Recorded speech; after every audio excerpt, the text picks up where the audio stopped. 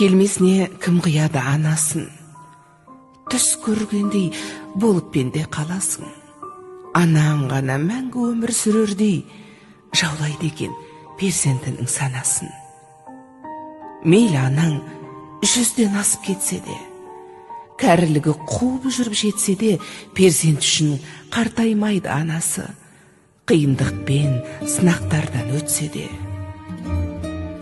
Асыл ана, жүзің нұрлы күн едің, шаңырақтың мерекесі гүл едің. Сабырлы едің, қадамы бар салмақты, мейірімге бөлеуші едің жан жақты. Барлық балам болса екен деп қасыңда, барлықтарын теңеп қойып асылға, бәрін бірдей көре алатын анашым, жасыңызды жетсе деп қасырға. Тазалықты сүйген еді жанындай, таза жүрек қалай тұрсын сағынбай. Сағынамыз, езеуреген кезіңді жүр алмаймыз, бұл тағдырға бағынбай. Кеттің ана, жұмағыңа білеміз, дұға тілеп еске алып жүреміз.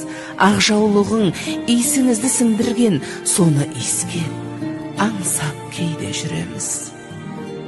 Даусың сенің естілгенде жібідік, сол даусыңды іздеп жаным түңілдік.